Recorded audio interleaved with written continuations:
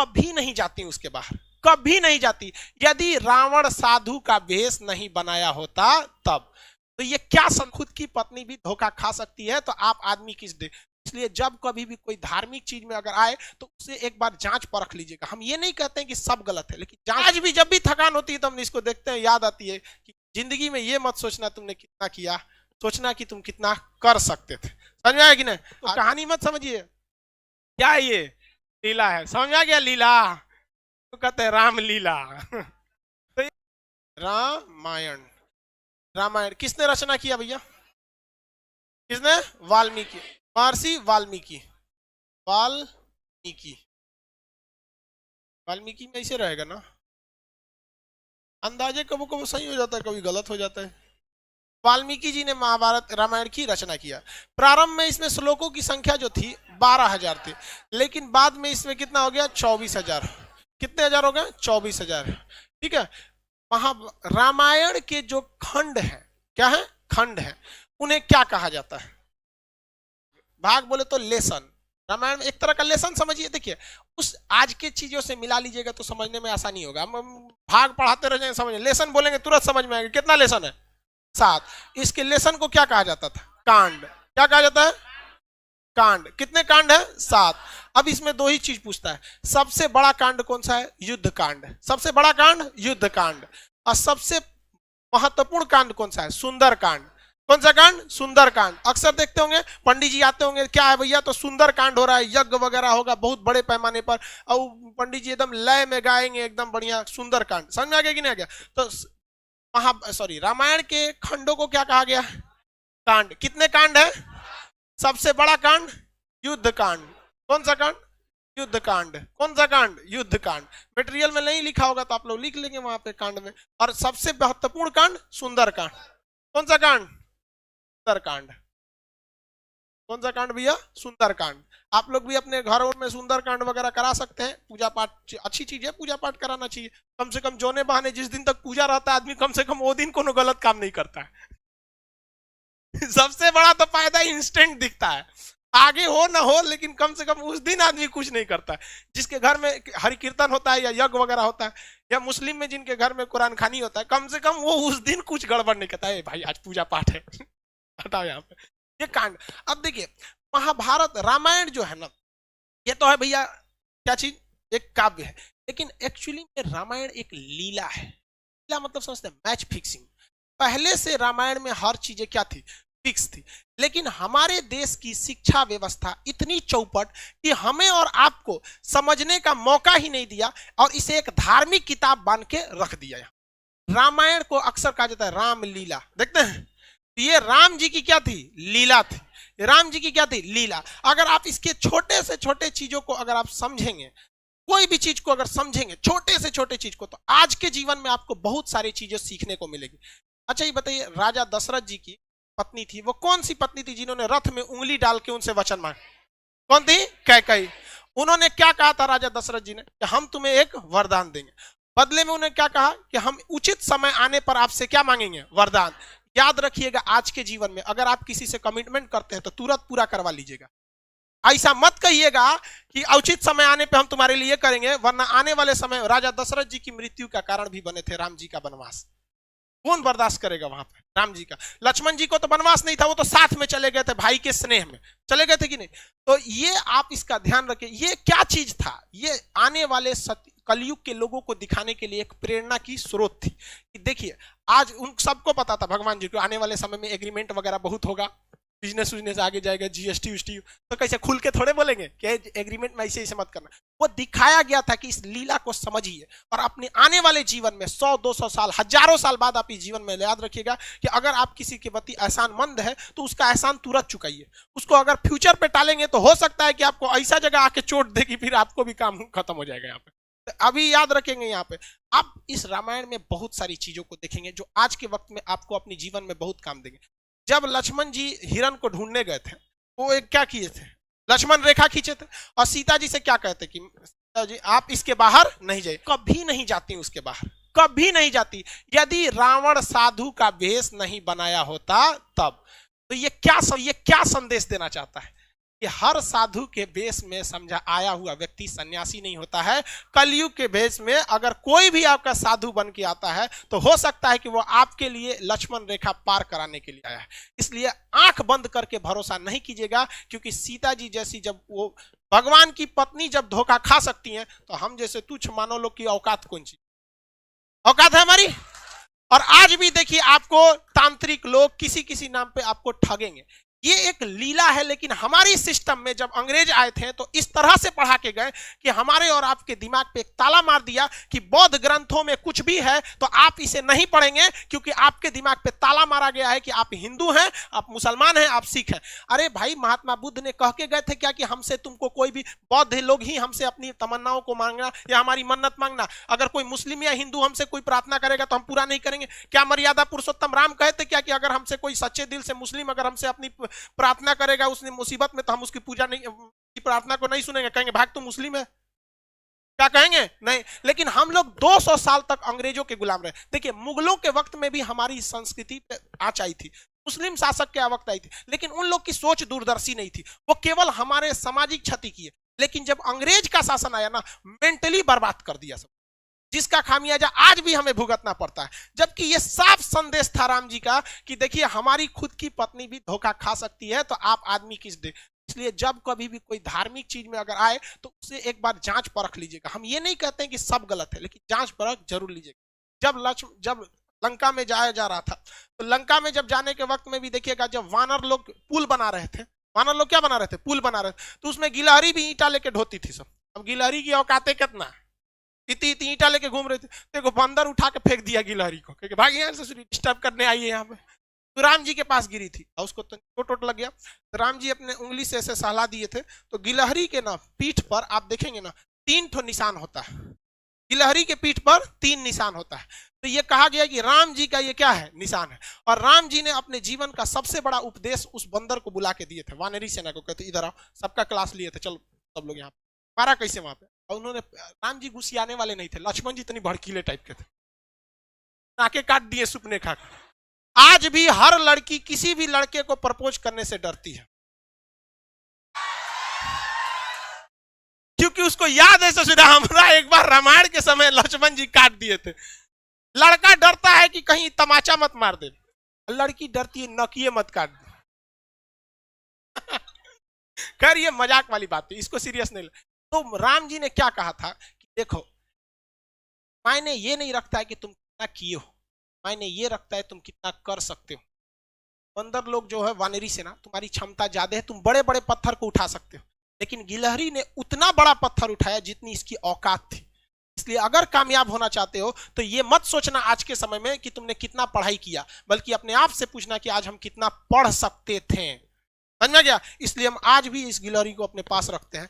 जिस दिन हमको थकान होने लगती है, हम इसको देखते हैं तो राम जी की बात याद आती लगती है कि ये मरा हुआ जिंदा इसमें रहेगा। हमको आज भी जब भी थकान होती है तो हम इसको देखते हैं, याद आती है कि जिंदगी में ये मत सोचना तुमने कितना किया, सोचना कि तुम कितना कर सकते थे। समझ में आया कि नहीं? आज हमारा 6 मिलियन हो गया, 6 मिलियन कल ही हो गया था, रात में हो गया था कल ही। आप हम सोचे बताएं। चलिए अब मेन टाइम पे आते हैं यहाँ पे। तो पहला आपने ये देख लिया, उसके बाद आपने देखा कि लक्ष्मण जी को क्या लग गया था? तीर लग गया था, और शक्ति बाण के नाम से वो तीर था, बहुत खतरनाक, उसमें मंत्र वगैरह था। पहले के समय में तीर खतरनाक नहीं थे, मंत्र खतरनाक थे, उसको कुछ पढ़ के मार देता था रावण वगैरह, मार यहाँ पे। तो आप जरा देखिए, राम जी के अपने भाई को जब तीर लगा था तो राम जी विष्णु भगवान के अवतार थे। एक बार राम जी उस तीर लगे हुए जगह पे हाथ रख देते तो क्या वो जख्म सही नहीं हो जाता? हो जाता कि नहीं? लेकिन राम जी तो भैया ठहरे भगवान, उन्हें पता था कि आने वाले कलयुग में बहुत सारे ऐसे तांत्रिक घूमने लगेंगे जो कहेंगे कि मर्यादा पुरुषोत्तम राम ने जो मंत्र पढ़ा था, मैं उसी मंत्र को पढ़ के आपके AK-47 का गोली लगा है साफ कर देंगे, बिच्छी काटा है साफ कर देंगे, सांप काटा है साफ कर देंगे। इसलिए राम जी अपने भाई को तड़पते हुए छोड़े और कहें हनुमान जी को कि जाइए आप हिमालय से संजीवनी बूटी लाइए, जो हनुमान जी को दिखाता है कि यदि समय रहते अगर आप मेडिकल सुविधा ला सकते हैं। आज के समय में अगर आप देखेंगे, मजाक में सेंस में ना लेंगे तो आज के समय में वो एम्बुलेंस को दर्शाता है। आप इसे मजाक के सेंस में ना लेंगे तो आज के समय में एम्बुलेंस को दर्शाता है और मेडिकल दवाओं को दिखाता है कि अगर आपको कोई तकलीफ है तो आप तुरंत जाइए डॉक्टर के पास, देर मत कीजिए और दवाइयां लाइए। वरना राम जी को क्या, आपको क्या लगता था राम जी के पास शक्ति ना है? अरे भाई साहब बड़का बड़का लीला करके यहाँ पे वहां जो दिखाता है। लेकिन आज के समय में हम लोग, क्योंकि भारत अंग्रेजों को पता था कि भारतीयों का शास्त्र में ऐसा चीज है कि अगर ये सचुरा पूरा अच्छा से जान जाएगा सब ना तो हमारे इंग्लैंड को पीछे छोड़ के चल जाएगा। लेकिन उन्होंने इस चीज को दबा दिया, रामायण को केवल किताब रख दिया, ना कि उसे केस स्टडी में बता दिया। जबकि हार्वर्ड ऑक्सफोर्ड जैसी यूनिवर्सिटी में ये सब चीजों को केस स्टडी पे पढ़ाया जाता है कि देखो राम जी ने क्यों नहीं उस चीज को सही किया, क्योंकि इसका 800 साल 200 साल 1000 साल बाद क्या असर पड़ेगा। उस ससुरे हमरे किताब पढ़ के आगे बढ़ गए सब, हम लोग को थरिया थमा दिया, तू रामायण पे लड़, तुम महाभारत पे लड़, हम हिंदू तुम मुसलमान तुम सिख तुम ईसाई। लेकिन आज भी हम लोग नहीं समझते हैं इस चीज को, आज भी आप लोग समझिए इस चीज को। और दूसरा देखिए, आप आगे हर चीज को अगर आप देखेंगे, बहुत सारा चीज का रामायण महाभारत उसमें देखेंगे आप, रावण मारा गया क्यों? अपने भाई को क्या किया था, बता दिया था। जबकि रावण नहीं मारा जाता अगर वो अपने भाई को नहीं बताता कि मेरी नाभि में अमृत। इसलिए ये क्या दर्शाता है, ये यही दर्शाता है कि अगर आप किसी राज को चाहते हैं छुपा लेना, इसका सबसे अच्छा तरीका है कि किसी को ना बताएं। क्योंकि अगर आप अपने करीबी को कोई राज बताते हैं तो करीबी का भी कोई ना कोई करीबी होता है। इसलिए अगर आप चाहते हैं तो किसी को ना बताएं, स्पेशली महिला को तो बताइए मत। आप बुरा मानिएगा लेकिन ये चीज हकीकत है। किसी महिला को बताइएगा ना, हाई बात मत बताना, तो अपनी सहेली को बताएगी और उसको भी कहेगी किसी को बताना नहीं, और वो पूरा लॉज पीट देगी हल्ला, और सबको यही बात कहा जाएगा किसी को बताना नहीं। पहले के वक्त में मीडिया नहीं था तो महिलाएं ही मीडिया का काम करती थी। कोई खबर पहुंचाना है एगो दादी को कह दो, पूरा मीडिया का काम हो। तो इस चीज को आप समझिए, ये केस स्टडी है। राम जी बड़ा बड़ा लंका जलाया गया, ये हुआ, ये सारा चीज। लेकिन जब वनवास काट के जब वो घर आए, तो घर पे आए तो सबको पता है कि सीता जी 83 दिन तक लंका में थी। लेकिन रावण को श्राप भी तो था कि अगर वो सीता जी को गलत नियति से टच भी करता है तो भस्म हो जाएगा, था कि नहीं था? पूरी दुनिया जानती थी कि सीता जी एकदम पवित्र है। लेकिन जब वो अयोध्या पहुंची तो राम जी लोगों ने सवाल उठा दिया कि सीता जी को अग्नि परीक्षा देनी पड़ी। सवाल उठाया गया था कि नहीं उठाया? तो राम जी कभी नहीं चाहते थे कि वो अपनी पत्नी को, जगत जननी मां सीता को, वो अग्नि परीक्षा में बैठाएं।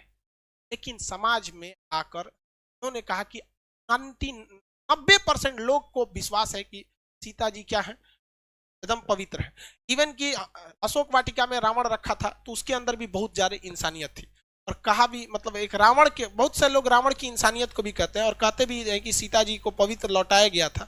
तो ये राम जी की मर्यादा, राम जी की बहादुरी तो थी ही, लेकिन इससे कहीं ज्यादा रावण की इंसानियत भी थी।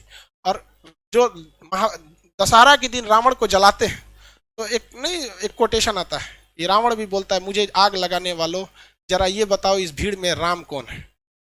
लेकिन हम लोग दशहरे में उस रावण को जलाते हैं। हकीकत देखिएगा तो उससे नीच और आदमी आज हम लोग बन के बैठे, हम लोग से कहीं ज्यादा इंसानियत उस रावण में था उस वक्त में।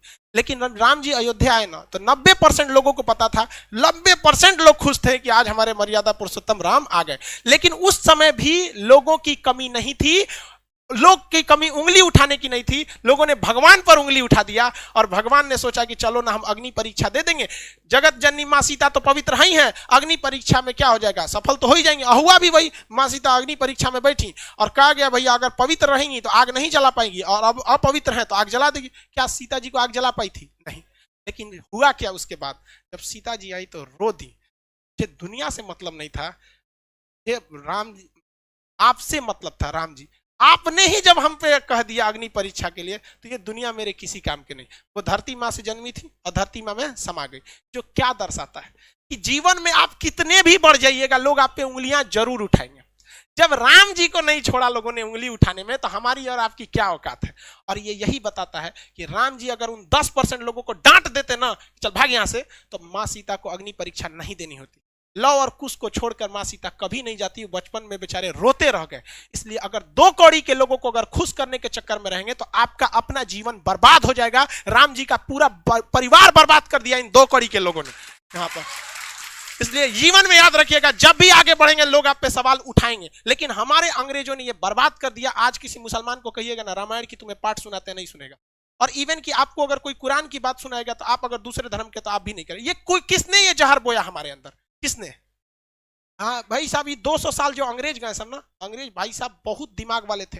वो लोग को पता था कि भाई साहब तलवार की ताकत से, देखिए मुगल जब आए थे सब तो वो तलवार से लोगों को काटे थे सब, और अंग्रेज आए सब तो कलम से लोगों को काटा गया। और वो खुद लिख के गए थे, the power of pen is more than the power of sword. कलम की ताकत तलवार से ज्यादा होती है। हमारा वैचारिक नपुंसक बना के चले गए सब अंग्रेज, हमारी शिक्षा व्यवस्था को बर्बाद कर दिया। और इससे लड़ने का काम किया था राजीव दीक्षित ने, और इसमें किसी न किसी की चाल थी जिन्होंने राजीव दीक्षित को आकस्मिक मृत्यु कर दिया, और जो हमारी वैचारिकता को एक ग्लोबल लेवल पर ले जा रहे थे। तो खैर आप भी समझते हैं, इस सब चीज में मत पड़िएगा, धार्मिक चीजें गलत होती है, लेकिन हम लोग इसके शिकार हुए हैं, हम लोग को शिकार बनाया गया है ये अंग्रेजों ने।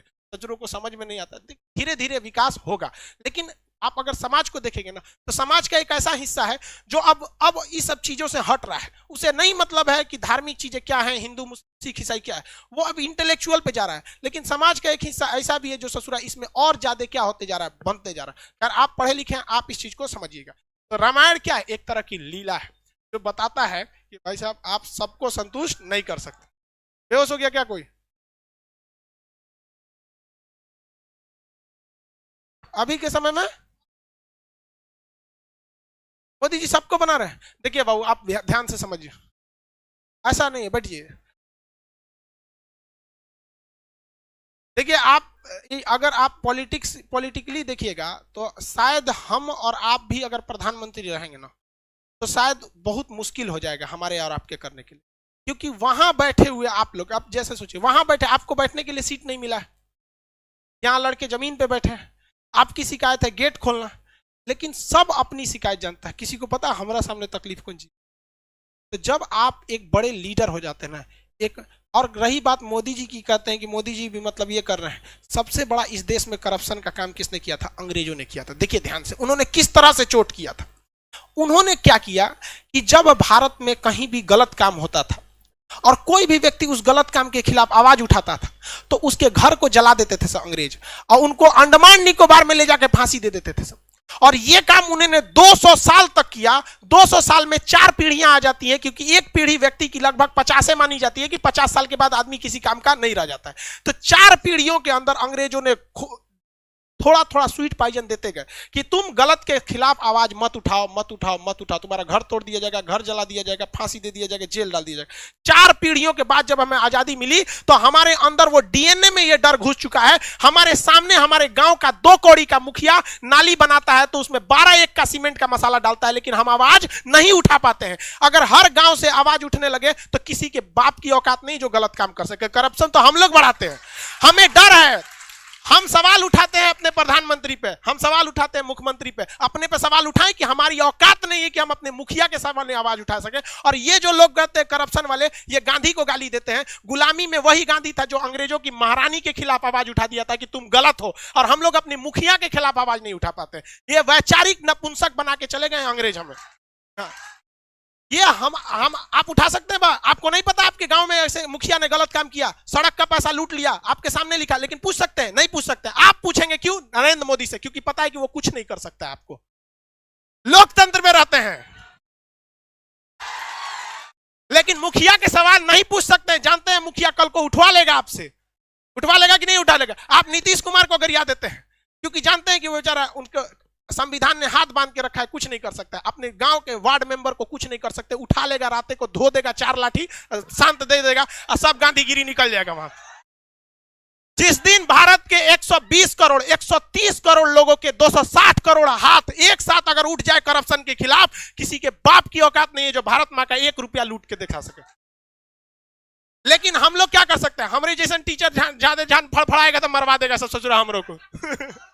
ज्यादा राजीव दीक्षित भी अंग्रेजों के खिलाफ ऐसे ही उड़ रहे थे। वो 200 साल पहले की चीजों को उठाए थे, हमारे उड़ा देगा सब। यहाँ पहले ही 6-7 गो बम चल चुका है। लेकिन ऐसा नहीं है हमारे। आप देखिए, बम चलने से पहले भी जो मेरी विचारधारा थी और आज भी वही है। हम जितना हो सके अंग्रेजों ने जो जहर दिया था उसको निकालने का हम काम करेंगे। आखिरी सांस तक जब तक रहेगा, इन अंग्रेजों की जो वैचारिक गतिरोध हमारे साथ दे के गए हैं उसे निकालने का कोशिश करेंगे। एक भी भारत मां के संतान को अगर हम सही रास्ते पर लाएंगे तो हम समझेंगे मेरा जीवन सफल हो गया। ये आपका कर्तव्य बनता है, आप इसे आवाज उठाइए। और आज कोई कुछ नहीं कर सकता है, कोई कुछ नहीं कर सकता है। अरे भाई अंग्रेज जब हम लोग लड़ के गुलामी ले लिए, गुलामी से आजादी हो गए, तो मुखिया कौन चीज? लेकिन आप इसके खिलाफ आवाज नहीं उठाते हैं। आवाज तब उठाइएगा जब आप अपने गांव को सुधार सकते हैं, तब जब आप अपने गांव को सुधारने में तकलीफ होती है। अरे देश के प्रधानमंत्री को देश सुधारने में कितनी तकलीफ होती है, बहुत टाइम लग, किसी की बात करते हैं। हमको मोदी जी से कोई एक वीडियो बनाए थे हम, लड़का कमेंट किया था, सर आप मोदी जी के भक्त हो गए, तो नीचे एक लड़का उसका रिप्लाई दिया था, कल वाला वीडियो देख लो।